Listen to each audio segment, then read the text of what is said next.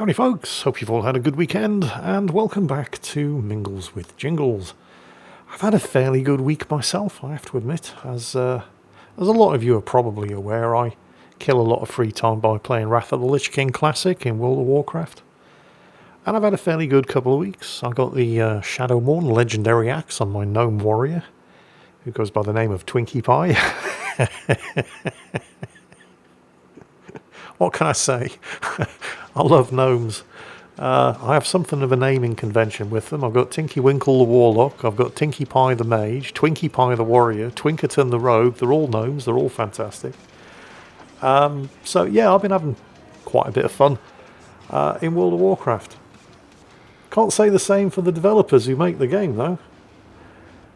I need to put this into some context. You may have already heard the news, but just to put everything into context, do you recall, I think it might have been 2 years ago now, shortly after Blizzard Activision posted record profits and awarded hundreds of millions of dollars in bonuses to all of their executives, they announced that because they're, I'm not making this up right, in the same quarter, like something like 2 weeks after they posted record profits, they announced that because their recent sales hadn't met their expectations, they were going to have to cut the fat somewhere and fired nearly 1,000 employees.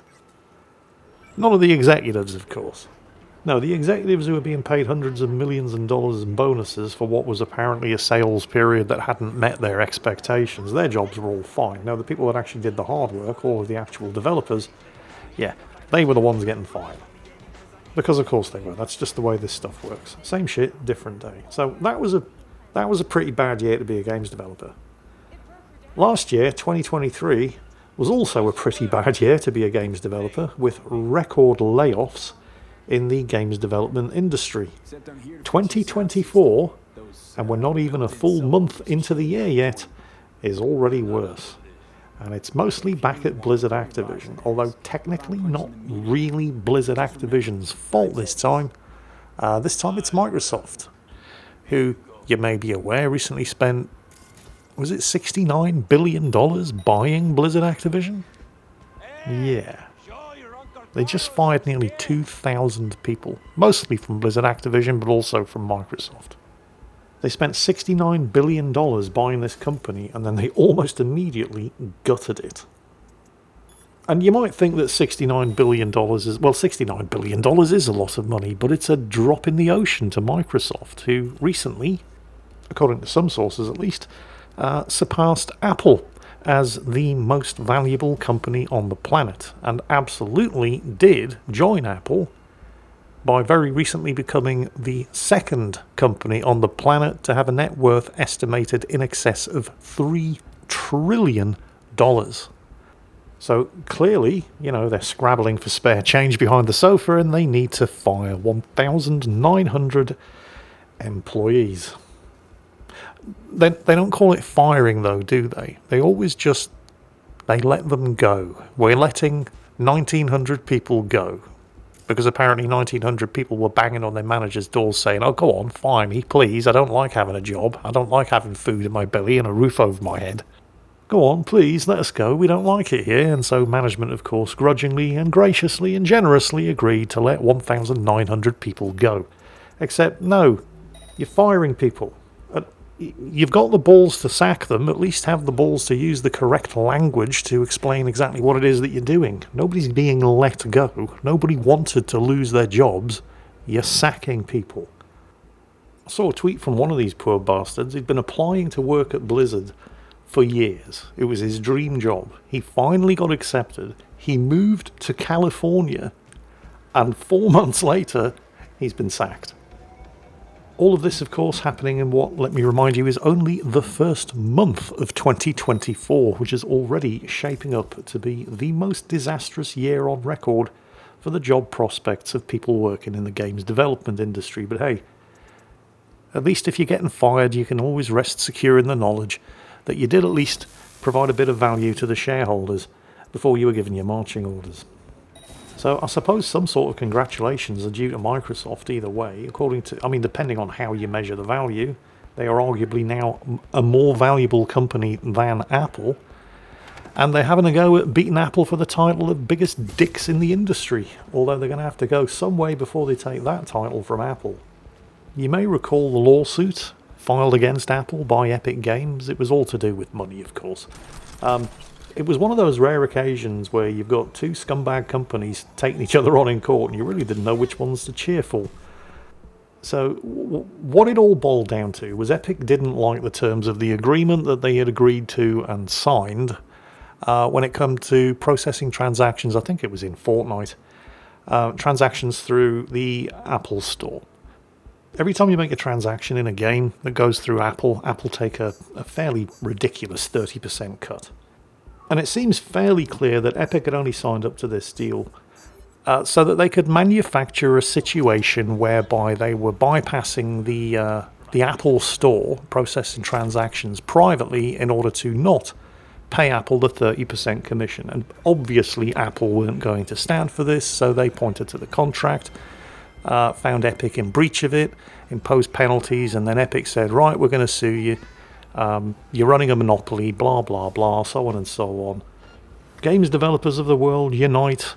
Let's take a stand and let's stand up to this evil corporation. I mean, Epic have got some balls, right? I mean, they're not wrong calling Apple an evil corporation, but I mean, you know, pot calling kettle, radio check over. And it was painfully obvious that this thing had all been set up months in advance, because the same day that they announced that they were suing Apple, they already had all of the propaganda material ready to go. It had obviously been prepared in advance. The literal same day they announced the lawsuit, they already had all this anti-Apple propaganda going up all over social media and YouTube and you name it. I mean, this was all clearly planned long in advance of announcing that they were taking Apple to court. So anyway, the court case rolled on and on and on. Two separate court cases, by the way, one in the US and one in the EU. And while Epic didn't do too well in the US, in the EU it was a different story. In the EU, they announced this thing called the DMA, or the Digital Markets Act. And according to PC Gamer's website, they offer a fairly good description of what it is. The DMA means that Apple must allow customers to access third-party app stores and payment methods, which is exactly what Epic were trying to achieve in the USA. Instead of just forcing everybody to go through the iOS in order to process transactions and therefore giving Apple a 30% cut, in the EU, Apple must allow companies to use alternative payment methods that don't go through iOS and which deny Apple their 30% cut. It's not just Apple, of course. I mean, this applies to all large tech companies that try to basically monopolize their storefronts. So, in the EU, Apple recently announced how it intends to comply with the restrictions imposed upon it in the EU by the Digital Markets Act. Have you ever heard of the term malicious compliance? Apple could write the book on it. Malicious compliance is basically a way of describing a company who says, okay, we're going to obey the letter of the law, but you won't like the way we do it. And it's not like they're new to this sort of thing, of course. Apple have been at the centre of a storm of controversy in the US in particular, but in the world in general, for right to repair.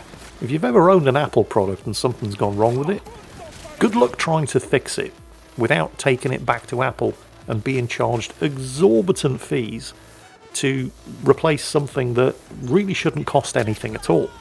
They were recently forced to allow people, we're talking about something just as simple as a charging cable for your iPhone. If you don't have an Apple charging cable, it wouldn't charge your iPhone. There's no logical reason why this should be the case, but, well, you know, it's just Apple being Apple. So they were recently forced by law to allow people to use charging cables from companies that weren't Apple. But they wouldn't be Apple if they didn't comply with this law in the most malicious way possible. So you can use a non-Apple charging cable now to charge your iPhone, but what the iPhone does is it checks to see who made the charging cable, and if it was Apple, fine, but if it wasn't Apple, it throttles the speed at which it recharges your phone. And they're doing the same thing, complying with the Digital Markets Act here in the EU.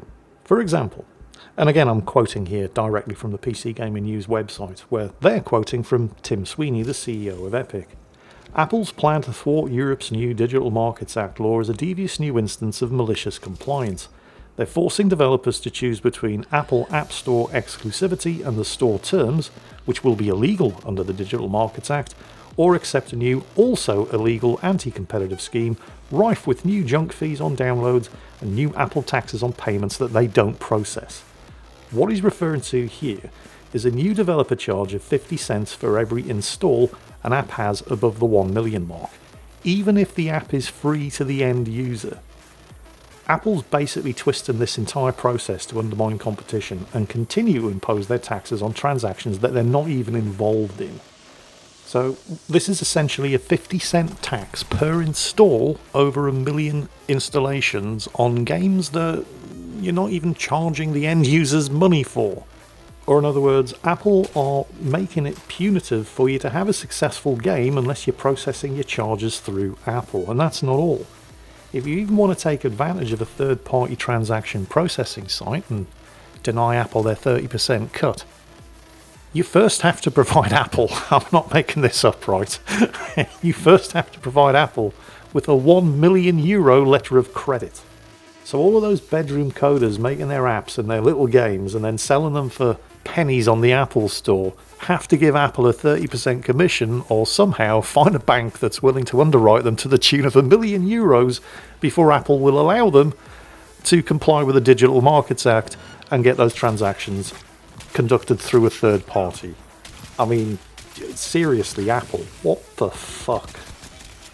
And while all of this may seem patently illegal, and almost certainly is, the thing about the way the law works is until somebody takes them to court and sues them over it in the same way that Epic did and failed in the US, but even though they succeeded here in the EU, Apple's basically making a mockery of the law. And until somebody stumps up the tens of millions of dollars that it's going to take to get them in a court of law and get a judge to tell them to stop, which will take years and isn't guaranteed to happen anyway, and even if it does, they'll simply appeal and tie the whole thing up in the appeals court for even more years at the cost of even more millions and millions of dollars, not just to them of course, but for the people suing them. But hey, they're Apple. They're worth $3 trillion. They can afford it. And that of course is why they're doing it. Because who's going to make them stop? Well actually, you can make them stop. All you have to do is stop buying Macs and iPhones. Problem solved. But of course that's never going to happen. It's not just Apple, of course. I mean, this is just a trend in large tech companies the world over. Shall we talk about printers for a second? Hewlett-Packard have long been the poster child for arsehole printer tech companies the world over for so long, I can't remember when there was any alternative. I used to have a Hewlett-Packard printer and scanner. I didn't like it.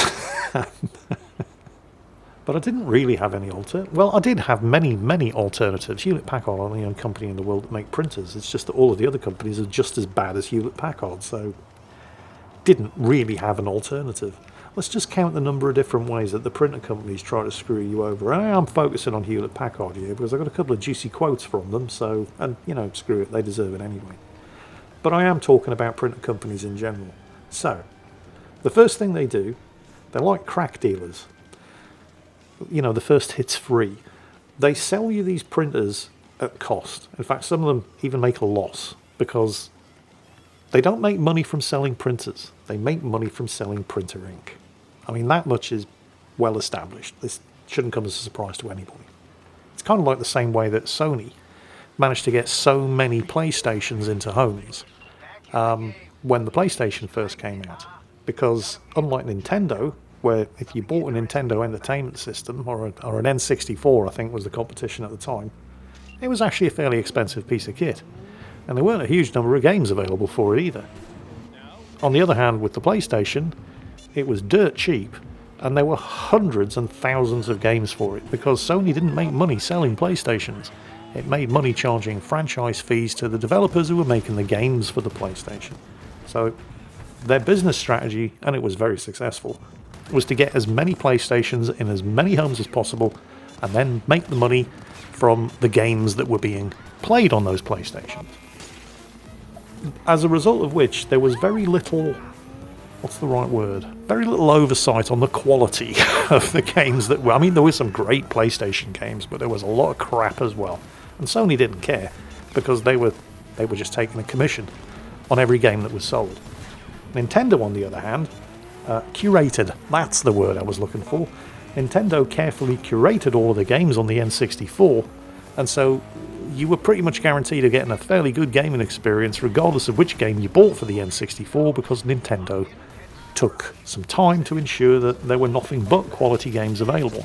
This of course meant that there were less games available, but the games that were available were pretty good. Sony took an entirely different strategy, and it's the same strategy that the printer companies use. They just want to get their printers on your desktop. Regardless of how little profit they actually make from selling the printers, because the money is in selling you the printer ink cartridge refills. And I mean, this isn't going to come as a surprise to anybody. Everybody knows that's the way the printer companies operate. That's why you can buy a printer for $50 and the ink cartridges cost 60. And that's bad. Oh, have you ever actually cracked open one of these ink cartridges and had a look and seen just exactly how little ink is in there? You're lucky if there are 5 millilitres right, of ink in one of these black ink cartridges. Yeah, there's a reason why printer ink cartridges, or the actual ink in the printer ink cartridges, by volume is one of the most expensive substances on this planet, and it's all to do with corporate greed. And of course, I'm sure we're all intimately familiar with the gross stupidity of trying to print a black and white document and having the printer refuse to do it because you've got no colour cartridges installed, which actually isn't gross stupidity, certainly not if you're the printer company, because that means you have to go out and buy colour ink cartridges. And those things ain't cheap. Yeah, you have to buy colour ink cartridges in order to not print something in colour, because of course you do. But it gets better. My previous printer was a Hewlett-Packard combination printer and scanner, because I rarely actually used the printer. I mean, I would have to use it once a year, printing out my bank records for tax purposes. But I would quite often actually use the scanner, which was quite useful. Or it was until the last quarter of the year, shortly before I would have to do the annual printout of my bank documents, at which point the existing ink cartridges had gummed up and become useless. And of course I would have to go out and buy an entirely new set of ink cartridges every year just to print out my bank documents. But because the ink cartridges had fouled up and there was no longer any ink left in them, which should have been fine because, I don't actually need to print anything, but I really would like to scan this invoice so I can send it off to the company that I'm doing a sponsorship for. And the printer would refuse to allow me to use the scanner unless there were viable ink cartridges installed. But I just want to scan a document. No, you've got no ink. I don't want to print it, I just want to scan it. No, you've got no ink. So where's this going? Because I did say I've got some juicy quotes from Hewlett-Packard, didn't I? Well, referring you once again to the PC Gamer website. Our long-term objective is to make printing a subscription, says Hewlett-Packard's CEO, gunning for 2024's Worst Person of the Year award. Not satisfied with merely bricking your printers, HP now wants to own them all forever. Wait, what? Bricking your printers? What's this all about? Well, Hewlett-Packard recently got slapped with a lawsuit over measures that basically disabled your printer if you ever tried to install a third-party printer cartridge. Because there's a chip in the cartridge that communicates with the printer, and if the printer doesn't get the message from the chip that it's a genuine Hewlett-Packard cartridge, it basically refuses to print. How can they be allowed to get away with this? Well, they're not. They recently got hit with a lawsuit, but their defense... right. Again, okay, I know this is going to sound hard to believe, but I am not making this up. Their legal defense against preventing people from using anything other than Hewlett-Packard cartridges and Hewlett-Packard printers is that if you use a non-Hewlett-Packard, a third-party ink cartridge, your computer might be infected with a virus. These chips are there, according to Hewlett-Packard, not to ensure that you only buy ink cartridges from Hewlett-Packard, but to protect you against viral infection. Now, in case you're having trouble breaking that one down, let me just spell it out for you. While it is possible for your computer to be infected from the dodgy contents of a microchip on a third-party ink cartridge in your Hewlett-Packard printer. The only reason that there's a microchip on the cartridge in the first place is to prevent you from using third-party cartridges. If Hewlett-Packard hadn't been putting these chips on the cartridges in order to prevent you from using anything other than Hewlett-Packard ink cartridges, there wouldn't be a microchip on the cartridge to infect your PC with a virus in the first place. They are paying somebody to stand up in court and argue that the thing that they're being taken to court over in order to get rid of is a vital tool in the fight against viruses, which wouldn't be required if they weren't putting these chips on the things in the first place. Quite aside from the whole arse-about-face circular argument regarding getting viruses from microchips on printer cartridges, it does ring kind of hollow, since they don't appear to give a good toss exactly what kind of USB device you plug into any of their Hewlett-Packard laptops. You can plug whatever you like into one of those, but you have to use genuine Hewlett-Packard printer cartridges in Hewlett-Packard printers, or you might catch a nasty virus, which wouldn't be possible in the first place unless they were putting the chips on the cartridges in order to lock you into buying cartridges from nobody other than Hewlett-Packard themselves. Oh, and by the way, the research into whether or not you could actually get a virus from a printer cartridge was funded by none other than Hewlett-Packard themselves. And I'm not questioning the research. I mean, let's just accept that it is theoretically possible for your computer to catch a virus from a dodgy ink cartridge via your printer. But what I'm questioning is the timing, because the research conclusions were announced in 2022, 2 years ago. And this research is the justification that Hewlett-Packard are relying on, not just to defend themselves in the lawsuit that they're currently fighting, but also to justify the existence of this dynamic security measures that they're implementing on all of their ink cartridges. The problem is that while the research was announced in 2022, Hewlett-Packard put these security measures on their ink cartridges 2 years earlier in 2020. Yeah, something doesn't really quite add up here, does it? Unless it's Hewlett-Packard's profits, $3 billion. Yes, those are adding up quite nicely. And on that bombshell, that's it for this week's episode of Mingles with Jingles. I have no doubt it's given you something to talk about in the comments, and I look forward to seeing what you have to say on the subjects that we've covered in today's episode. In the meantime, as always, take care, and I'll catch you next time.